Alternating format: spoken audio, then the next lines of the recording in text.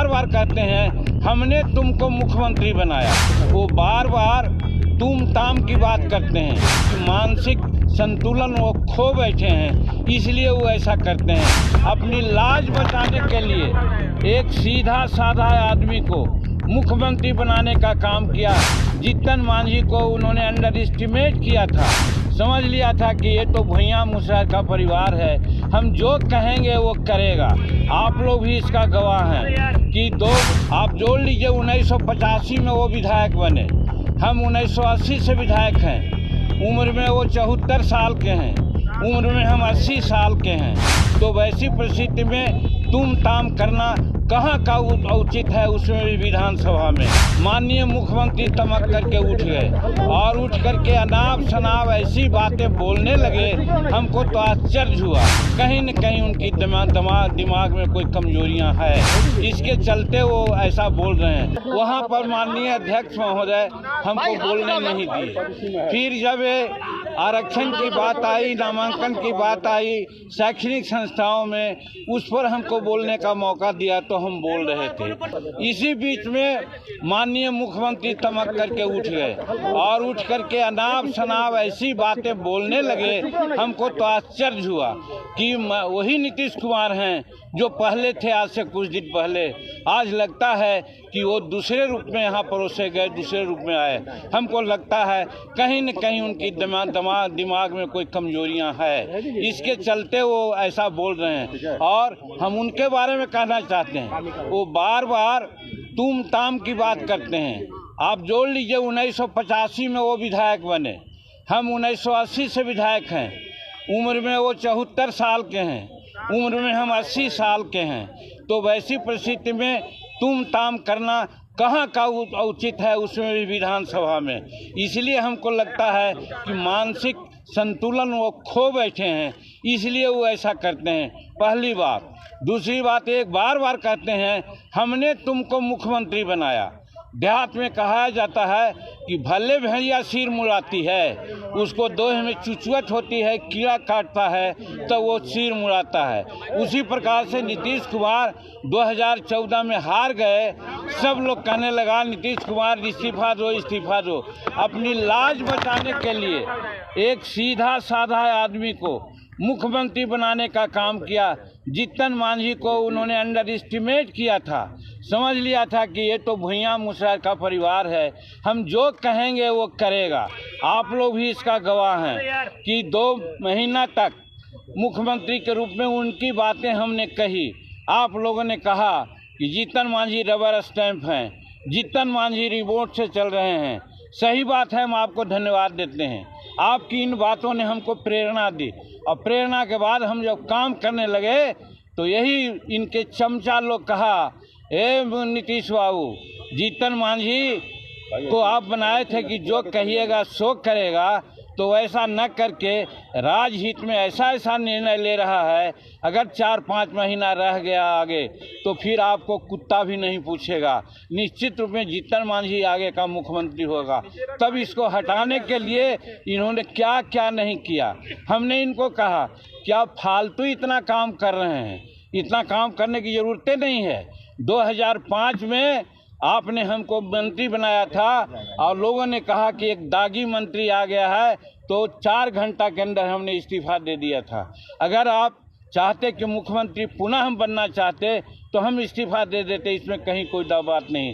लेकिन ये बहुत लोगों के कहने पर क्या क्या उसमें कारगुजारी की आप लोग सब लोग जानते हैं। तो कहने का मेरा मतलब है कि नीतीश कुमार हमको बहुत हम योग्य थे इस समझ करके नहीं बनाया। उन्होंने बनाया कि जीतन मांझी भुइयाँ जात और मुसहर जात सीधा होता है, हम जो कहेंगे वो करेगा। लेकिन हम 9 महीना में जो किया आपके सामने है। और आज जब हम विधानसभा में आरक्षण पर बोलने की बात किया, हम अगर न बोलते तो कौन बोलता। आज हम 43 वर्ष से यहाँ का सदस्य हैं, मुख्यमंत्री के पद पर रह करके और मंत्री पद पर रह करके राज्य मंत्री के पद पर रह करके, उप मंत्री के रह करके हमने जो अनुभव किया, अनुभव शेयर करना चाहते थे और शेड्यूल कास्ट, शेड्यूल ट्राइब्स को उचित हक मिले। इसी के लिए हमने कहा कि आज 16% आरक्षण है, लेकिन आप जानते हैं कि कितना आरक्षण लाभ है और कितना लोग लाभान्वित हुआ है। आज हुआ है 7% आरक्षण है। इसको कौन देखेगा? आज 15 साल से ही हैं, इनके बड़े भाई छोटे भाई भी 15 साल से, 30 साल से आज 75, 73, 74 वर्ष हो गया।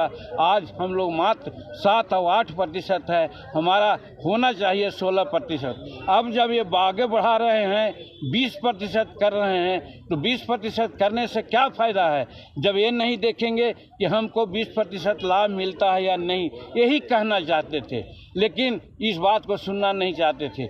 दूसरी बात, सुप्रीम कोर्ट ने कहा था आरक्षण प्रमोशन में कि साहब आप स्टेटस को रखिए, लेकिन स्टेटस को दूसरे राज्यों ने रखा, लेकिन ये स्टेटस को नहीं रखा और समान वर्ग के लोगों को प्रमोशन दिया और शेड्यूल कास्ट के प्रमोशन को केप्ट इन अबेयंस रखा कि सुप्रीम कोर्ट का आदेश आएगा तब करेंगे। यही हम कहना चाहते थे। ऐसा दुआतिया बात मत बोलिए।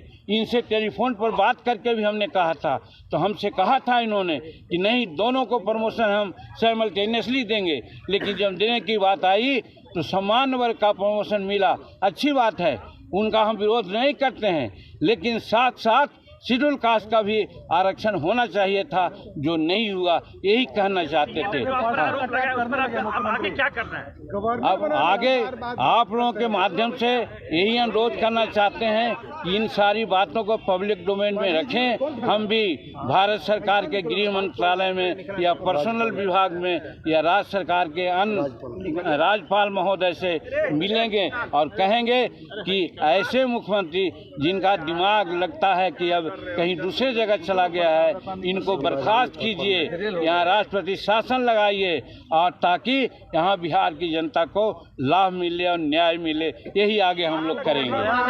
हाँ, एक बात और ये बार बार कहते हैं, 2017 में यही नीतीश कुमार कहे थे, मांझी जी आप लोगों के बारे में सोचा गया है। उस समय एनडीए में थे, तो हमने कहा था कि हाँ हमारे बारे में सोचा गया है, मालूम है, हमको गवर्नर बनाया जा रहा है। हम गवर्नर के पद पर नहीं जाएंगे, कोल्ड स्टोरेज में नहीं जाएंगे, हम पब्लिक में रह करके लोगों से काम करेंगे। और हम जब नहीं बने तो आज सत्यदेव नारायण आर्य वहाँ के राज्यपाल 2 जगह बनाए गए।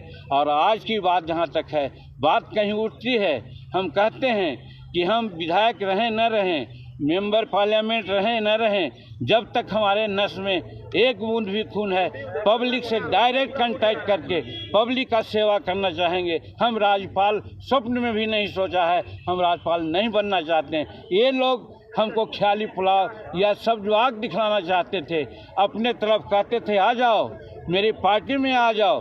हम क्यों उनके पार्टी में जाते? हम हिंदुस्तानी अवाम मोर्चा सेकुलर बनाया है, गरीबों के लिए बनाया है, 34-35 निर्णय अपने मुख्यमंत्री काल में लिया है। इसको इन्होंने मर्सिलेसली कुछ नहीं देखा, सबको कैंसिल कर दिया। अगर वो आज रहता, लागू होता, तो आज बिहार की स्थिति आगे बढ़ती।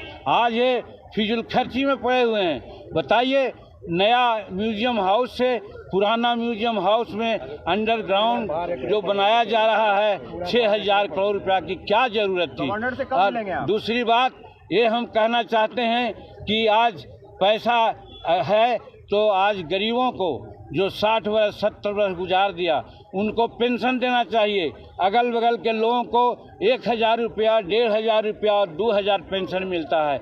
यहाँ 200 रुपया पेंशन मिलता था, जिसको 200 हम बढ़ाया, 400 रुपया मिलता है। उससे कोई फायदा होने को है क्या? उसी पर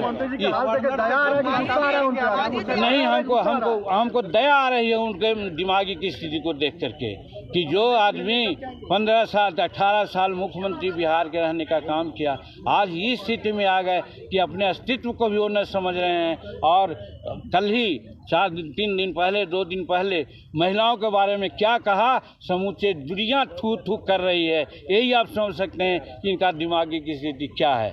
बस गवर्नर तक हम मिलेंगे, क्या शिकायत करेंगे नीतीश कुमार को लेकर? हम लोग अभी कहा कि हम लोग राज्यपाल के यहाँ जाएंगे और सारी बात उनसे समय लेकर के बात करेंगे। कोई तनाव में है क्या नीतीश कुमार?